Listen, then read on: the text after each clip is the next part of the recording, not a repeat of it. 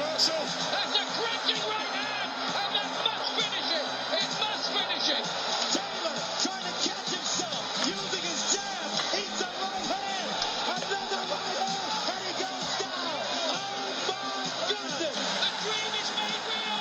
Ricky Hatton rocks the world with a truly stunning win over a modern legend. He is the champion of the world. Yo, what's going on, people? We are back. Raps on TV, reporting from the Quarantine Club. The podcast sessions are back on. It's been a while.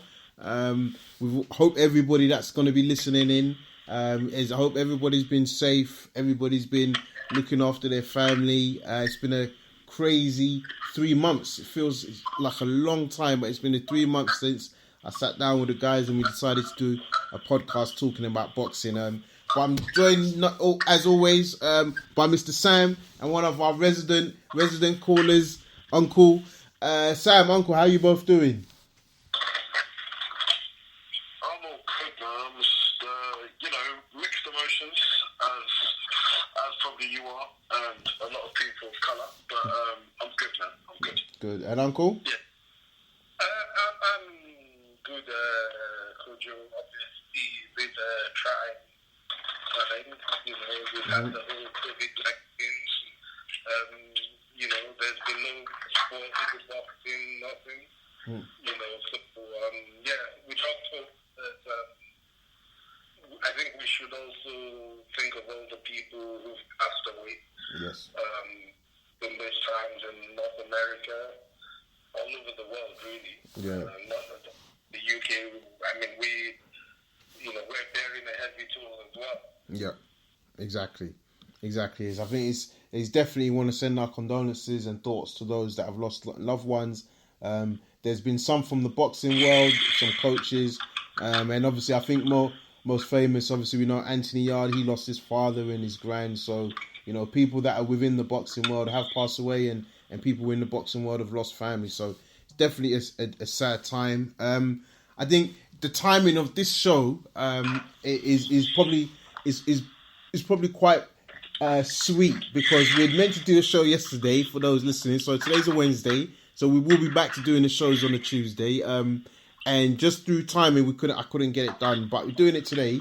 And lo and behold, the announcement that probably we were waiting for, but it's still early days, has been announced. So I think there's no better place to start, guys, really, than the announcement. And Tyson Fury sent a video, and Hearn's done an interview confirming that Joshua and Fury have agreed a 2-fight deal, which is due to take place in 2021. Before we kind of get into that, do you think it's realistic that both Joshua and Fury will be able to fight their next fights this year, being Wilder, being Pulev?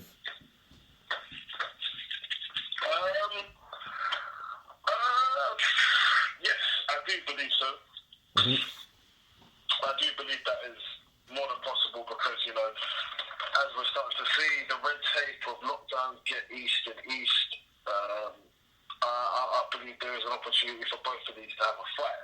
Now, Joshua and Pulev, I think that's already a done deal in terms of them being able to set up where to fight. I don't think they're going to be fighting in the iconic Tottenham Hotspur Stadium anymore, due to the kind of situation that the UK holds. I think they're probably going to look to cash out and get a big offer overseas, whether it is somewhere in Europe or whatever. I think Joshua is definitely. Fury, I think he's game, I think he's fit, I think he's in great shape at the moment, still ticking away. My only worry is Wilder. I don't know if he had an operation post this fight he had. Can any of you guys confirm if he did? I think he had the surgery, but it was announced kind of like early days, right? About a month into the pandemic, so... Okay, so yeah. he has had some operational surgery. Yes. I can only see him kind of stalling and delaying on this, especially knowing that, his whole kind of grasp of being the top dog is slipping through his fingers slowly, especially as this this two-deal fight's been announced. But yeah, I do think it's possible for both of them to happen. Whether it's behind closed doors or not, we don't know. But I am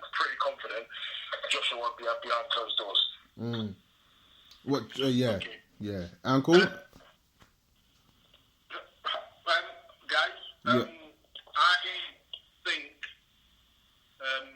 the good guys are going to have fight. Like Sam said.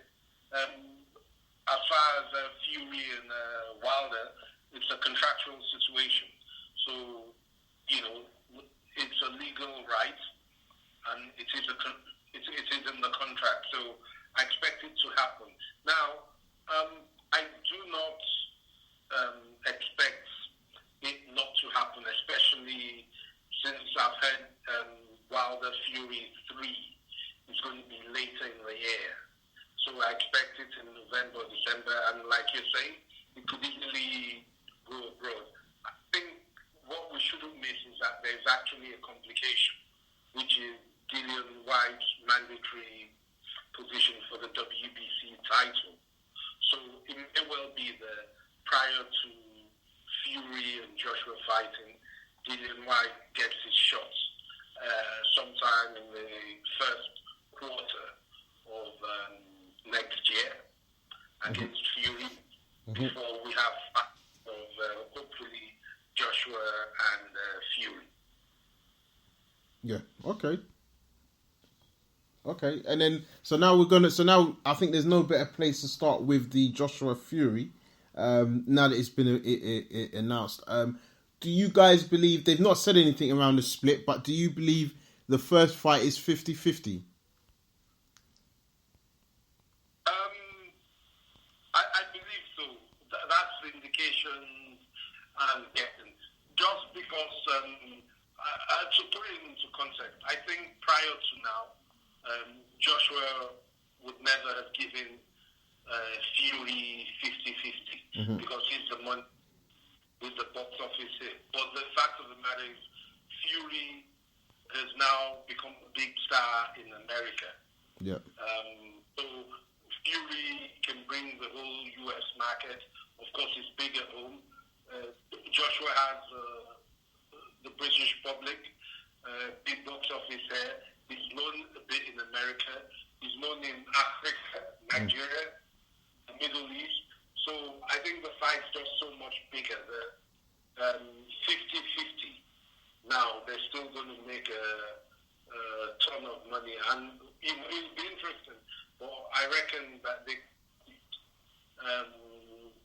gate for Tyson and Leonard Lewis, which I think is for a heavyweight fight. Yes, and I'll come back to you on that, Uncle. But Sam, in terms of the location, what do you think about the location? UK or the Middle East? Or Australia? But it depends on your goals, bro. It depends. Are you talking as a UK British boxing fan? Or if it's from a UK perspective, I'd love to be able to go down the road and just be able to get press and cover that bout. But if we're talking iconic, history-making, I don't say Australia, sorry. I wouldn't even say Middle East. I would say let's go to Africa, man. Let's really go to Africa and really showcase what we're about, man. Especially with what's been going on. I would love to see a fight in Africa. Well, obviously Nigeria, me being biased, but even if it was anywhere in like South Africa or whatever, where people see like South Africa's more civilized or whatever. But if it was held in Africa, that would be really, really big. I don't think it would generate as much money, but I would like to see that fight in Africa. But you've just disqualified Africa because by you saying that it will not make as much money. Yeah. Why would they take that fight to Africa? Yeah. No, exactly. But it all depends. Also, it's the same reason as why would you take the fight to, you're looking at the UK. The UK isn't going to generate the same kind of money as the Middle East, But I think if it was in someone like South Africa, I do think it could compete and make enough money. And I don't think so because really, I think there are two places this fight should go if it's as big as I think it will be. If it was two Africans, if it was, let's say in the future, an Anthony Joshua, Efe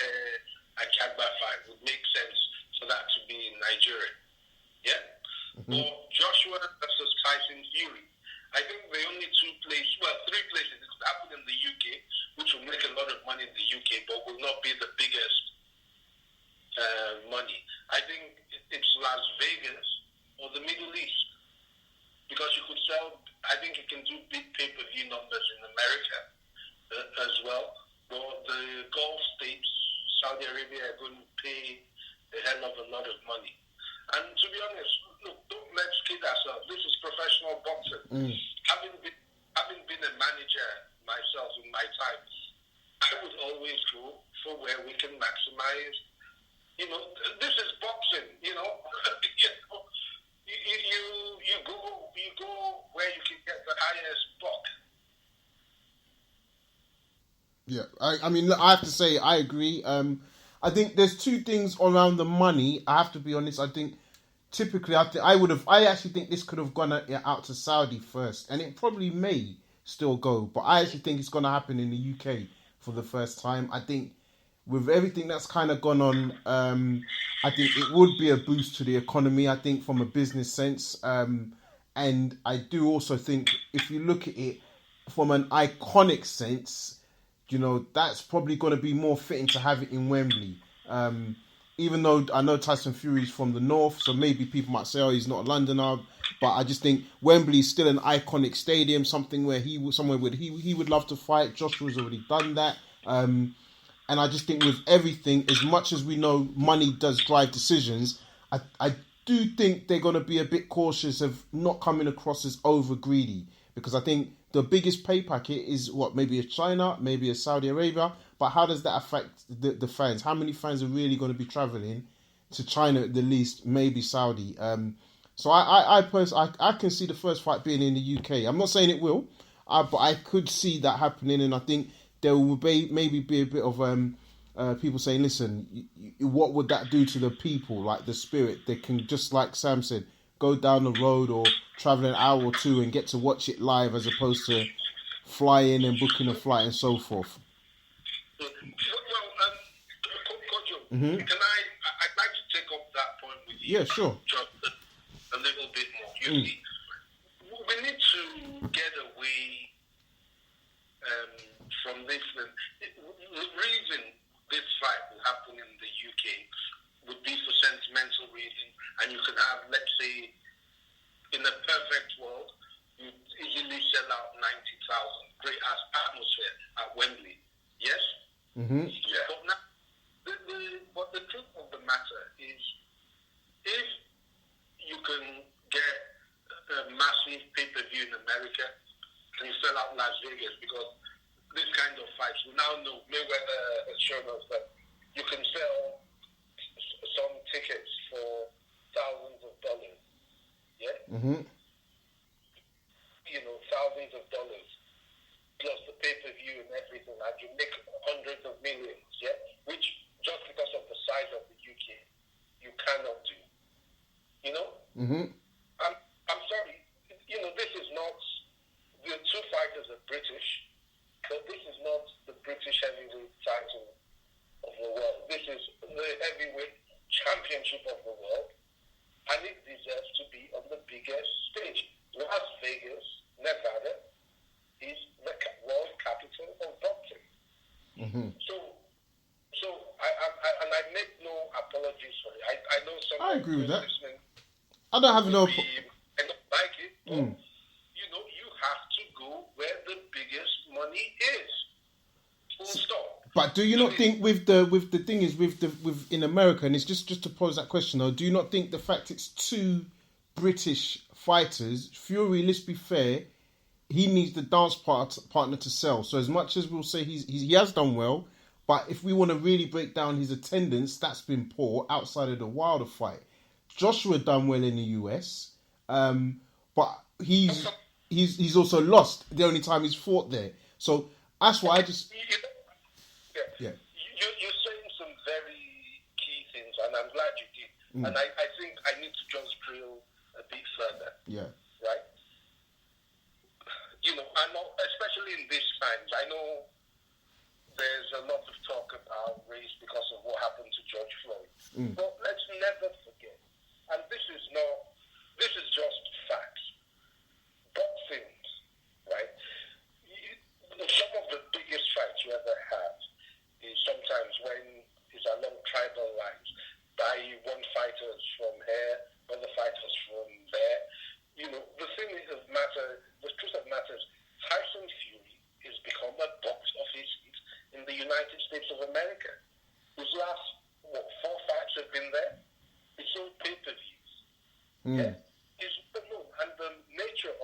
Silva Wilder, who the Americans thought was an unbeatable warrior, has made him a massive. And the fact of the matter is, he now, he's got that American market. Joshua's got the UK market and global market. Is that both of them coming together? Forget the fact that it's two groups, and you've also got the thing of one is white, one is black. You also have their communities globally, the Gypsy community, which people have looked down on them. He's a hero in that community. Joshua represents UK and Africa, Nigeria. Yep. The Arabs love him. This is massive. Yeah.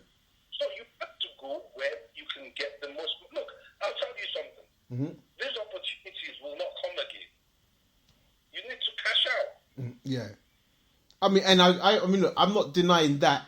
I just think I think we have to be real. I don't think there's going to be a drive for it's all about the money. I think there's also the fact that, look, as much as we would want to say the winner, whoever out of those two guys, Joshua and Fury, I think the winner would rather be proclaimed the winner in Wembley than Las Vegas. That's just my opinion. I think that having that win, having that record of being, a undisputed fight, 2 British fighters took place on British shore, and this was the winner. I think one of them may want that. I think both of them could want that, but maybe one more than the other. But yeah, I'm not disregarding about where we follow the money. I just think, again, depending on the dates, and maybe I should also caveat this, which is a bit of a curveball, and sorry to change. I also think that as much as the video from Fury was great, I still think there's a lot of they're still vague around this. I mean, I think I don't know whether I'm being cynical here. I just feel the timing of it is too coincidental with the backlash that Joshua is receiving at the moment. So I don't know. What did I tell you? Yeah, I don't know if it works in his favour. And I'll let you go next, Sam. I don't know if it works in his favour, but I just feel the timing is too coincidental. So Sam, I'll let you pick up what you want to say. Yeah, how was Eddie talking about a deal in principle has already been agreed, but there's no contract inside, To me, that was just a pure PR move. And, Eddie Hearn, everyone knows how thorough he likes to be and making sure things are a done deal before they're spoken about. He's learned his lesson from, you see with the Ruiz-Joshua situation, he caused himself a bit of embarrassment when they announced the fight and Ruiz said it's not done. Back in last year, it was probably around this time last year, actually. No, I just think it's a massive PR stunt. I think it's a massive kind of, as they would see it, as a get out of jail card for Joshua. And if that is the case, I think that is totally utterly wrong. It just sounded too convenient that the day that Joshua was getting so much uproar, backlash, and such racial hatred thrown at him that, the Fury fight. So no, I think this is just fuel to the fire, and I think as a promoter here, this is a promoter's dream because you've got so many people having controversial opinions. Boxing has become, a global political issue here with him standing up for the Black Lives Matter movement. And what better way to put it on the stage than announce it? But that's my point exactly. Look, where we've been, there's always, in the same way there are racial undertones in society, there have always been racial undertones in boxing. I'll give you examples. Floyd Mayweather, when he became the pay-per-view king in boxing, you notice he always chose 2 dates for the last Cinco de Mayo and the 15th of September and Cinco de Mayo. Why? And I've been there for Mayweather's and Cinco de Mayo because the best thing is ideally you want to have a Hispanic opponent, a Mexican or Hispanic opponent, or another big star on those days because all the guys come over from Mexico, and all the Latin Americans come over, then the Black Americans come over. You've got them from the other markets, and you make massive and it sells well on pay-per-view. Two big champions, one white, one black, is going to sell. You understand? In terms of all the racial undertones, you know what? Yeah. It's not new, it's always been there. All it is, actually, the promoters are happy. You know why? Because it's going to stoke the fires, and even they're going to squeeze some extra pounds and dollars from everybody. I'm not saying I like it, but it doesn't harm the facts. Look, the truth of the matter is, I listened to what Joshua said. Joshua said nothing wrong. I like athletes like Joshua, Raheem Sterling, Colin Kaepernick, standing up for their community. In fact, what Joshua actually said, let's be honest, is laudable and commendable. Okay, the people who are throwing hate at him is because they've never worked in the shoes of those of us who those of us who are black, or those of us who come from minority backgrounds.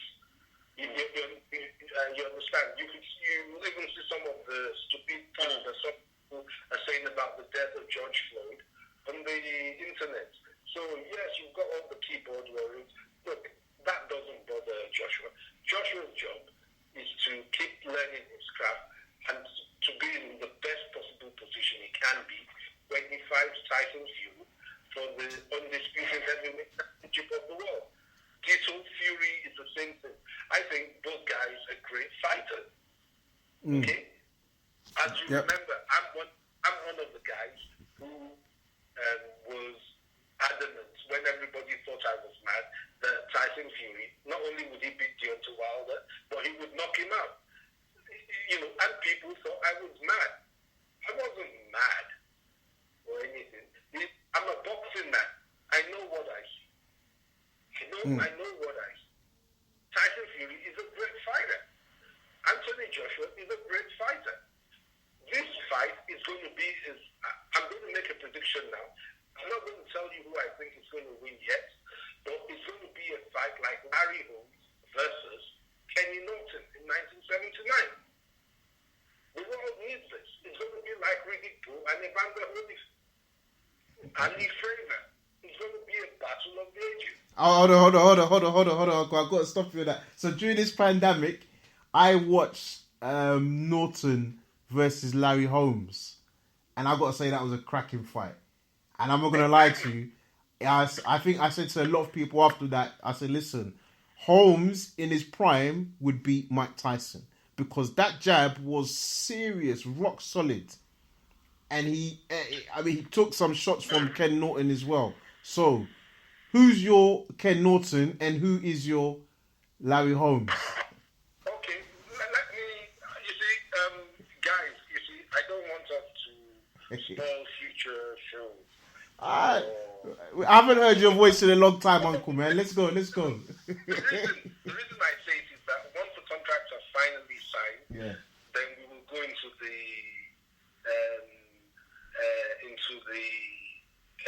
analysis of the fight. Oh, you did say one thing that Larry Holmes would have beaten Mike Tyson at his best, and Tyson at his best. Yeah. But let me tell you something.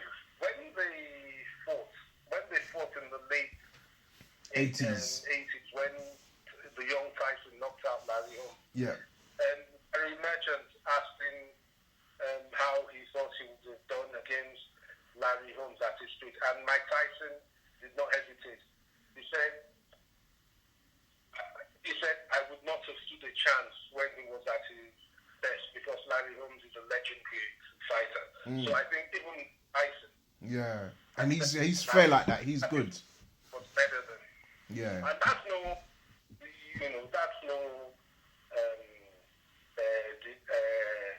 disrespect. I'm even going to add something to you because you see a lot of people say a lot of things. I saw a poll that 80% of people so far on the Twitter poll are going for Fury, 20 for Joshua. Yeah, because all the haters and racists are coming out. Look, the truth of the matter is this fight is a very even fight. The best thing that happened to Joshua is his loss to Andy Ruiz because he now realizes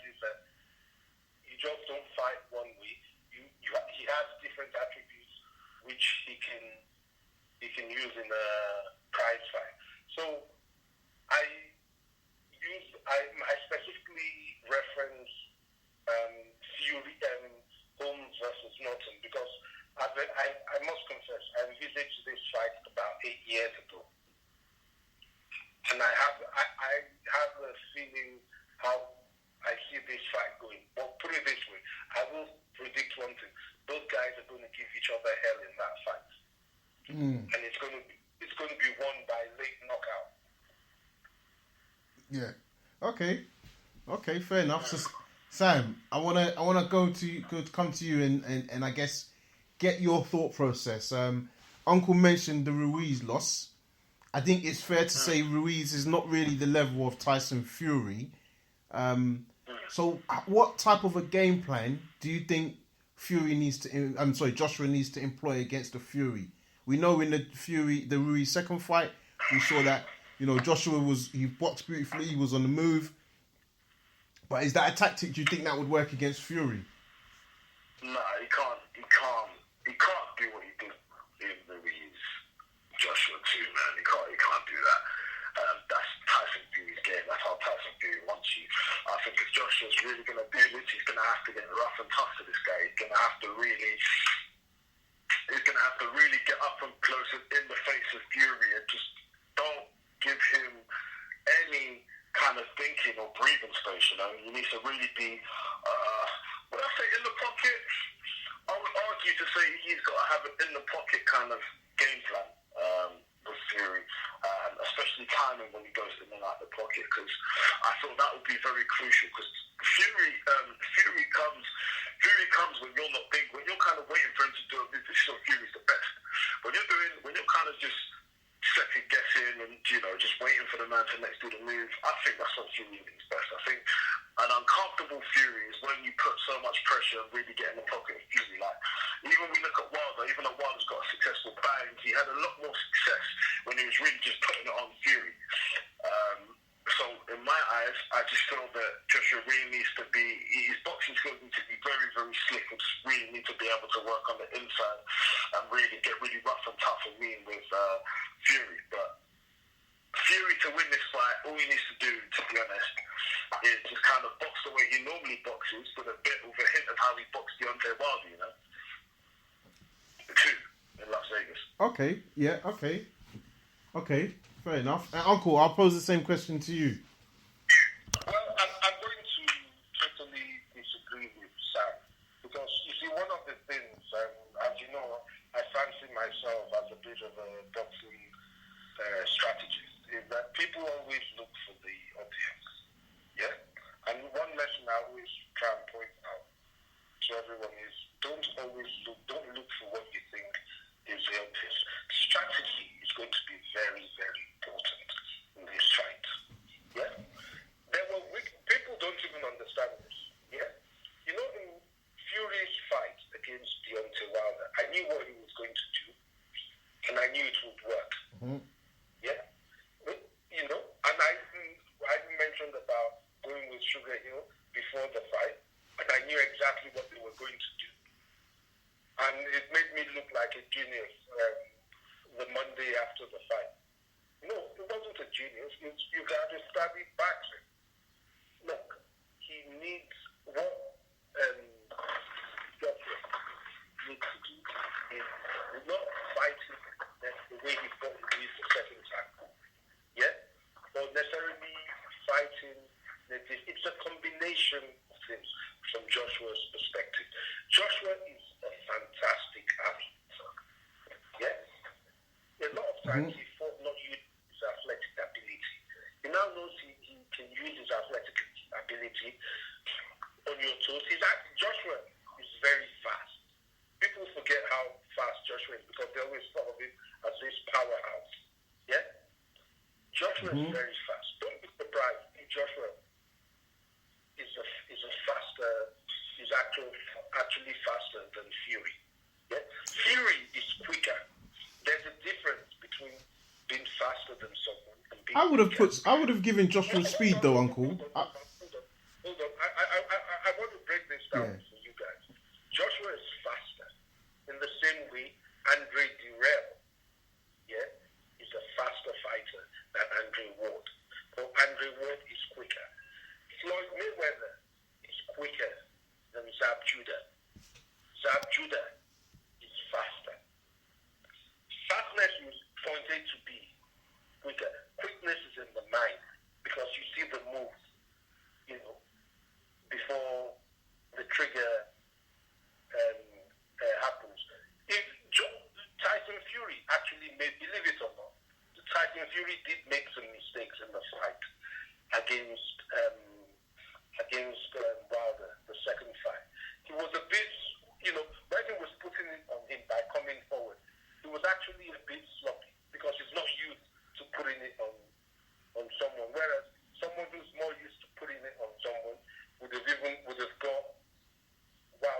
there even quicker because Wilder was basically done from round 3. He shouldn't actually survive round 5. Are you with me? So what I'm saying is stylistically, those guys are going to have to adapt in the fight. You know, they may go down. Joshua's a more explosive puncher. Tyson Fury has good punch variety.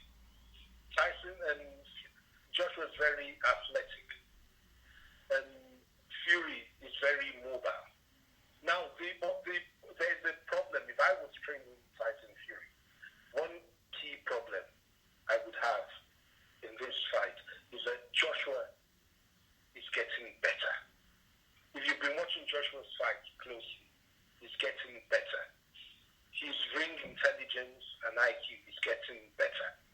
I've been watching Fury for a long time, and he's basically the same fighter. There's not, that he's always been, he can switch hits and all of that. But,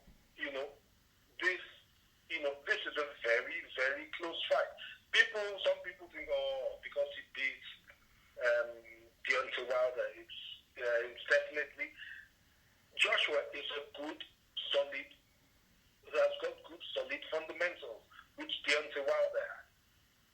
That was the big reason why I knew Fury would win that fight. This is a totally different fight. Totally different. Yeah, and I mean, I agree. I think from a styles perspective, it's totally different. I think the speed thing, I think there's different attributes that they've both clearly got, and for me, I think speed would always be on Joshua's side. I will say though, because I would have said the power potentially would have been with Joshua. However, I'm not so sure, and I have to say off the Wilder fight, I will be honest. So it is just off that one fight.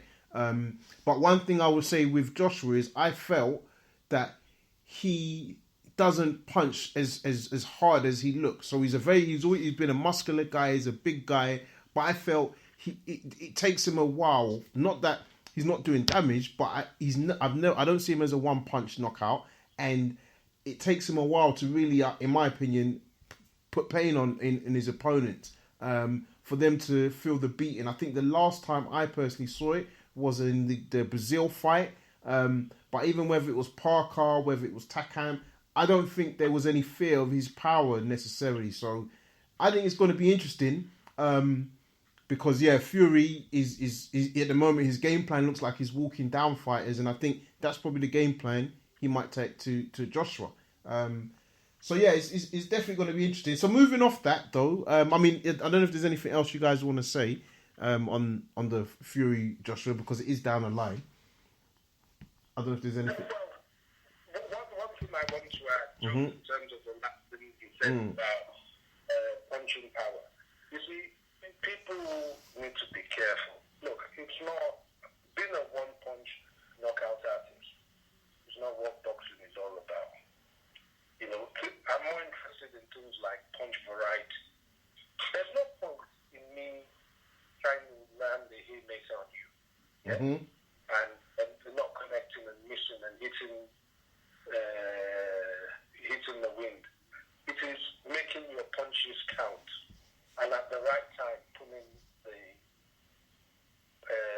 the trigger. Those guys punch hard enough to do damage. Yeah. And Josh is probably the bigger single puncher, but the fight is not going to be won on who's the bigger single puncher. It's going to be about who can implement their strategy. I mean, look at if all the guy has is power in his right hand. What happens when you take away that weapon, which Fury did? So you cut out the ankle. Wilder had no clue. Which is why I say that what I'm more interested in is skills. The fundamental skill sets of these fighters. That's what makes it interesting. Because both are really good boxers. They've got good punch variety. And they both got heart. They've both been put on deck, and they both get up. Yeah. Yeah. So Fury talking some rubbish. I saw him in the video saying no fighter in history could have beaten him, and he was with his dad, Big John Fury, who is a great character as well. I love Big John Fury. In fact, one of the best things about boxing is the characters we have. I don't know who I love more between Big John Fury and Danny Garcia's father, but Dick Floyd Mayweather, but they all had a lot of color to the proceedings. Yeah? So I think it's going to be a great fight. Yeah, exactly. So I just wanted to ask, guys, Dillian Whyte, in all of this, he's due to fight Povetkin end of July. It looks like it's agreed at the fight camp, and we'll touch on that. How do you think he's going to be feeling hearing that Fury and Joshua have agreed a 2-fight deal next year? And do you think he needs to have some tough conversations with Eddie Hearn? I think yes and no. Yes and no.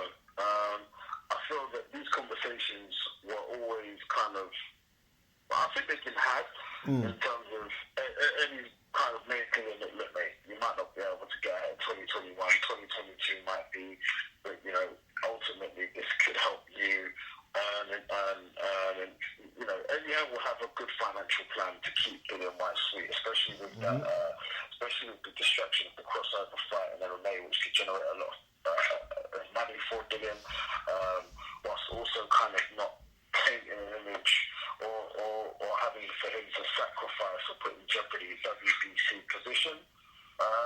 But at the same time, you've got to understand that AJ's top dog, and he always knew that. And I remember in an interview saying that, you know, he knows AJ's Eddie's guy, so he's just got to kind of take on the sidelines. But at the same time, it's at the expense of his career. He's not getting any younger. He's 31, 32 years of age. So, you know, it's a tough situation. I feel for him, but like me and you have said on numerous occasions, like, no one forced him to align himself with the WBC, you know? Yeah, well, exactly. Uncle, what's your take on it? Well, my take on this is I was looking at some of the reports about this fight, and what I understand is that this deal is being done with Eddie Hearn, knowing that there's some conditions on this fight happening. Both guys have to win their next fight. Obviously, Fury have to beat Wilder in the third fight. Joshua needs to win his mandatory against Pulev. But one of the things that he also mentioned, that he had mentioned, was Dillian Whyte's mandatory, which is due in February. Now, I actually think if he fights Wilder this year, like expected, I think it's meant to be November or so. And the Joshua fight is the first fight, I believe, is meant to be summer 2021. Then I think Fury will have to defend his title in the first quarter of 2021 against Dillian Whyte. I mean, that's what should happen, really. So I don't think this affects Dillian Whyte's shots. Now, what could happen, which is, I think, what Sam is getting to and what Dillian Whyte and his team probably are afraid of, is that once, hopefully, Joshua beats Pulev and Fury beats Wilder, there might be a bandwagon as in no more fights, let them just face each other. Now, the fact is, Dillian Whyte has that WBC mandatory. And I hate to say, what I can see the WBC doing is saying, you know what, to preserve the Joshua Fury fight, is that they could elevate Tyson Fury to being what's now known as the WBC franchise champion, then free the WBC main belt for Dillian Whyte to face somebody else. Now, I don't really want that, because I think this WBC franchise belt, which they gave to Canelo, is a bullshit thing. But that's what I could see. I could see that potentially happening as well. I mean, you guys forgive me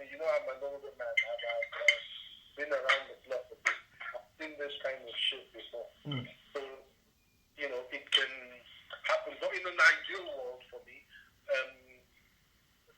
Fury takes care of Wilder in the third fight, and then he fights Dillian White. And if he wins that, then he and AJ a square off. And look, one thing we should not underestimate. I do know, because, funnily enough, many years ago, I was in the same position that Dillian White is with a fighter, with a fighter of mine. Look, the WBC belt is a highly prestigious belt. I think deep down, if you ask most boxers, because of the history, the WBC belt and the WBA belt are probably the ones they want more than anybody else. Because you think, those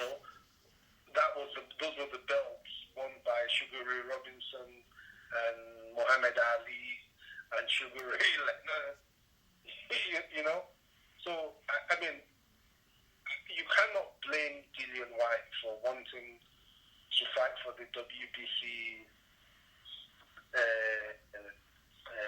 title. I mean, look, I'm not a Dillian White fan, but I respect him a lot. And he's done it the old-fashioned way. He's earned his shots. Yeah? Arguably, but yeah, I know it is. I get, for arguments, I say, yeah, arguably, yes. Look, I respect Dillian White a lot. And I'm not just saying this because Dillian might be listening. And I don't want Dillian, if you're listening, I don't want you coming to my front door. Okay? I'm right behind you for the WBC title. No, on a serious note. No. Dillian deserves his shot. Yeah. Fair is fair. Yeah. Yeah? And look, let's be very honest. Dillian is not someone you can write off winning against Tyson Fury. What? One of the things I like about Dillian is he believes in himself. I won't lie, I do think he's the fourth in that pecking order. I think if you're looking at that top four, I just think he's the fourth guy. But I definitely hear what you're saying, and when I will clarify, when it comes to the title, I agree with Sam. I think he shouldn't have wasted his time. I don't think he should have aligned himself only to the WBC. But I guess I do want to say, I think he does need to have tough conversations with Eddie Hearn, because no matter what, like, Eddie Hearn on one hand is saying, yes, Dillian needs the mandatory, but you've essentially blocked him from getting his mandatory shot. Because contractually... That's my point. I don't think that's true. I think that's an easy headline. If Joshua and Fury 1 is to happen in the summer of 2021, there's no reason why Tyson Fury cannot defend the WBC title against Dillian White in the first quarter of 2021. I mean, am I missing something? No, I don't. I just think I think the way I'm seeing it, Uncle, and this maybe I'm saying it because things I've been told. I mean, I was initially told the Fury Wilder fight won't even happen this year, so I'm thinking that Fury Wilder fight happens in Fury Wilder happens early next year, February, just like it did this year, and that allows them to have the first summer fight with Wilder and Joshua and Fury, and then later on that year they have the second fight. So I don't see. But we have the question for you is that why would that fight be delayed further since it was actually initially meant to happen in July? Because of coronavirus. I think because of the coronavirus. But they've already announced that it was going to happen. They moved it to November. That was what they said. Yeah, but and I'll be honest with you, that's kind of like whispers. But the people I'm not putting them out there, but the people I've spoken to, they're saying that they don't think it's going to happen this year. I'm not saying it won't, but I'm just saying if you look at it realistically, did they want that fight behind closed doors? I think any fight that takes place this year is going to be behind closed doors. Joshua can afford to do that with Pulev. I think Fury Wilder want to maximise, so I could see potentially there being a bit of blockage and say, no, let's wait till we see the gates can be opened. That's just my personal take. The other question is there a suspicion, Kojo, Yuri, that Wilder and his team have decided, you know what, we got such a bad beating. It's not in Wilder's best interest to have the third fight right now. I don't think they would admit it, but I would say yeah, because I think if you, with the surgery and everything else, I don't think more time is something that they would argue with. I think this falls in. I think it works for them a little bit. Not saying the result will be different, but yeah. The point is that if it transpires that they don't want the fight, then maybe if they don't want the fight, then there's nothing. Then there's nothing stopping White and Fury fighting in the interim. But then it goes back to your point, Uncle, where we talk about money, and I don't see Wilder letting go of. Even if he loses, he's still got to get 25-30 million from that fight. So I think, when we look at it contractually, the fight was supposed to have taken place in July. We know that's not going to happen. So I think any legal argument is going to be loose. I'm not. They've said November, but that's not a contractual thing, and it's just like words. Them saying, "Oh, I've heard this, I've heard that." I'm not saying discussions weren't taking place, but you could imagine that fight. They do not want to do that behind closed doors. I think we could have probably agreed. Oh, yes. I mean, I think we agree with that. Yeah. I just feel that, I hear what you're saying. But Yeah. I just feel that Dillian, in everything that's going on, Dillian White can be accommodated. Now, and let's be very honest. Dillian White is not going to be an easy fight for anybody. Yeah. Now, what you said, as far as you say, is number 4 in the pecking order. Well, in the pecking order, it might be number 4. But the truth of the matter is that the pecking order does not determine who wins a fight. That is true. Although I still think it will be. I still think it will be last. But I don't think.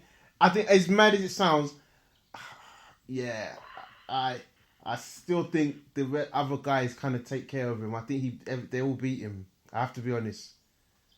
We know Joshua will beat him, but we cannot say with any certainty that we know Deontay Wilder, for instance, will. I think White is tailor made for Deontay Wilder. If I'm being honest. A lot more than Fury or Joshua. I think he would have a lot more difficulties. But I think he takes him out.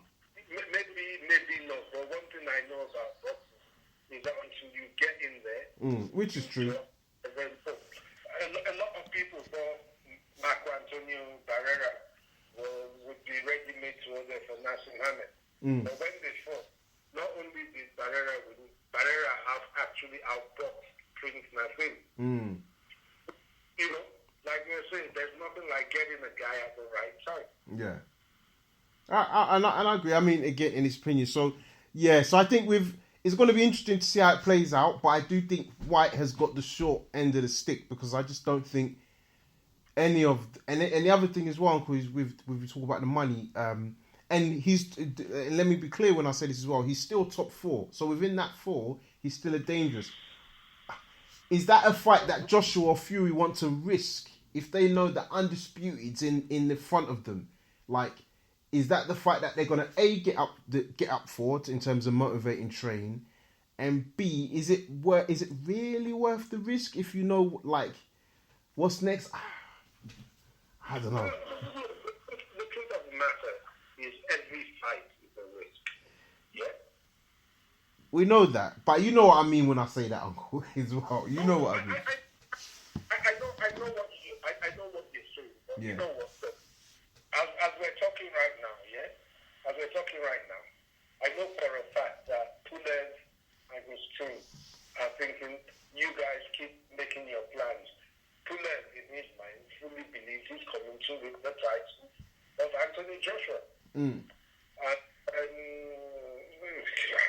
mean, what's his name? Is it Deontay Wilder or Beyonce Wilder? He believes the way he talks. He believes he had an off day and he's coming. I mean, I don't think he did have an off day. He thinks he's coming to take the title. So, look, you know what?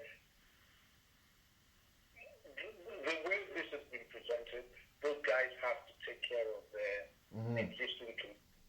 So if they cannot take care of their commitments, then they don't. They don't fight. They don't, and that is always been the bottom line. Yeah. In boxing. So guys, I'm gonna move because I'm just seeing the time. Eddie Hearn's got the fight camp going. We've been told that we should expect some announcements soon to the fights to be starting in July. How badly are you missing boxing? And are you looking for and how are you looking forward to this? I guess this concept from Matchroom.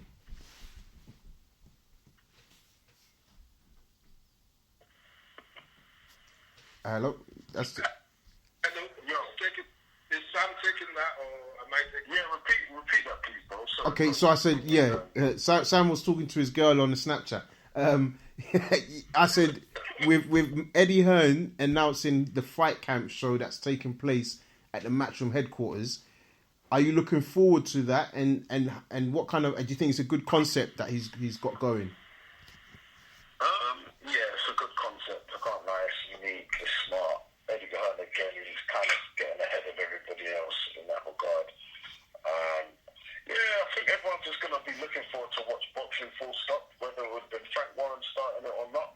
But the fact he's been able to innovate and host it at his Matchroom, his house he grew up in, and the headquarters, that's also quite an exciting aspect of it. And, you know, the thought of him kind of preparing fights and putting matchmaking and putting things together is good.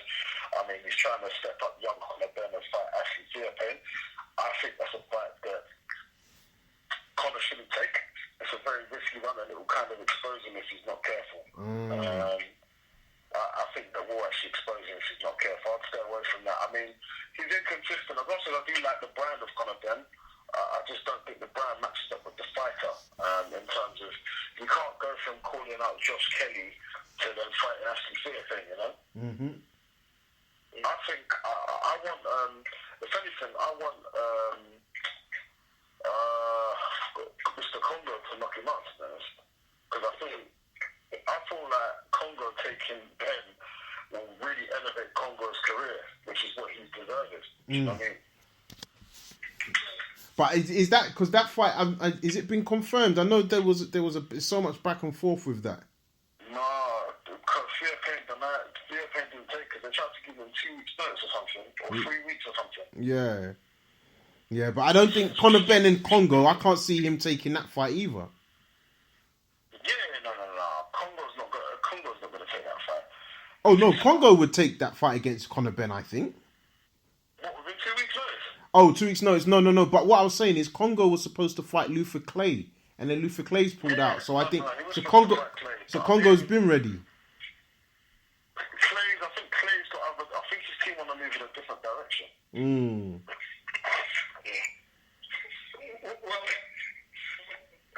my view on that is that look, I think he gets a lot of slack. I don't know why the crowds give Eddie Hearn a lot of slack because I know he says some funny things at times and he can be a bit of a prat, but look, he's done a lot for boxing. And look, we boxing fans, what we need to think about Eddie, he might be a bit of a prat at times, but he's our prat, and we should show him more love. Yeah? So, guys, future Wednesday and all, when they just give a shout out to Eddie Hearn, you know, don't make his mom upset by booing him. Give him Eddie Hearn a chair. In terms of Conor Benn, I'm totally in agreement with Sam. I don't think he's anywhere near as good as I had. You know, if it was not Nigel Benn's son, then nobody would be talking about him. I don't. Yeah. And to be honest, I don't think, I don't believe he's going to be a world-class fighter. If I'm going to be brutal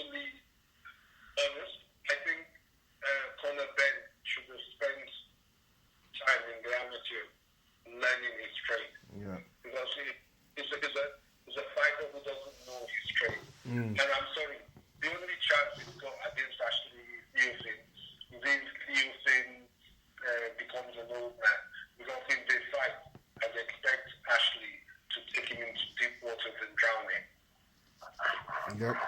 No, I mean, I have to say, on the Ben thing, I've got to agree with you. I think he definitely seems to be trying to work hard. But I think if last year, or no, sorry, early this year, we had one of the guys in the show, Mickey Amu, and I think one of the things he was saying with someone like Conor Benn is that, you know, his talent isn't of the right level. You know, when we talk about like amateur pedigree, as you were saying, Uncle, but he's got the fortune of being able to train 24/7 essentially. Whereas you have some guys that are talented that have even come through the amateur ranks to a decent level. Maybe they're not Team GB and they're having to box and work on the scaffolding or box and work security, and they can't have the same sort of opportunity that he's getting given by just being on a big show on Sky Sports. Because if you think about it, he's fought on Sky Sports since he's made his debut, which is crazy. But you see, this is the thing I'm going to say is that, you see, and yes, everything you said is completely right. But you see, one of those guys who's a proper professional, who's working on the scaffolding or doing security, but he's a good amateur, Yeah. learned his trade, he's a good pro, given the right amount of notice, he's going to, he's going to school. Ben. He's going to school Ben. Remember when Nigel Ben was coming up and he was knocking everybody out and not doing, he had some funny trainer, his first trainer, he wasn't even doing any sparring, I don't remember that, but yeah. Michael Watson taught him a proper lesson. I'm sorry, Conor has got nowhere near the talent of his father. Yeah. I mean, he's a nice kid. I like him, but I'm not going to come on here and lie and say that I think he's the next best thing. Look, put it this way. Look at the boy who fought yesterday, Shakur Steven, the Olympic silver medalist. Yeah. Now, that's the proper boxer. This is a guy who's paid his dues in the amateur, and he's done pro, and he's already won a world title. Yeah? Already. And Conor is never going to be the best because the foundations are not there. Yeah. No, I would. I mean, I'm sorry, but if he wanted to learn, if he wanted to be a boxer, I honestly think he should have. Because how old is Conor? He's 23. Is he 23? Yeah. He's been better off spending the last few years learning his trade as an amateur, then turning pro at the age of 4. I mean, I think, I don't think they've done the right thing. Yeah, no, I agree with you. And I think, even what you say about the whole pro thing, it's like, yeah, I mean, I get why, they take the opportunity, but I just think long term, I think he's in a division where I just think I don't understand what he's going to do domestically, let alone at world level. They might get one of these cheap belts, but...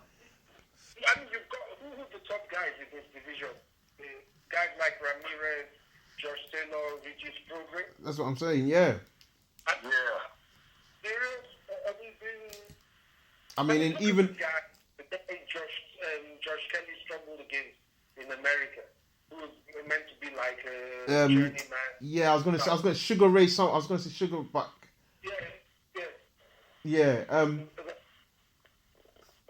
exactly. So I don't see what he's going to do that well. But listen, guys, we're going to have to sign up. So it's definitely been good. Before we go, is there any last words or last thoughts that we haven't you want to shout out, or do you just want to say? I just want to shout out to everyone obviously messaging, reaching out to the group. Your comments in the group chat, whether it's positive, whether it's not, whether it's racist, whether it's not, we still appreciate you commenting and saying your piece. Thank you to everyone subscribing. Shout out to all the interviews, and there's more to come. But also, our next topic is going to be Chris Eubank Jr. Anyway, yeah. All right, Uncle. Okay, I want to shout out to everybody who supports boxing raps on TV. All of you who love our great sport of boxing.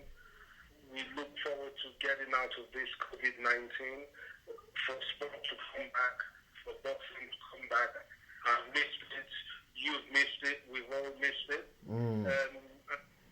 We look forward to Junior, Chris Eubank Jr.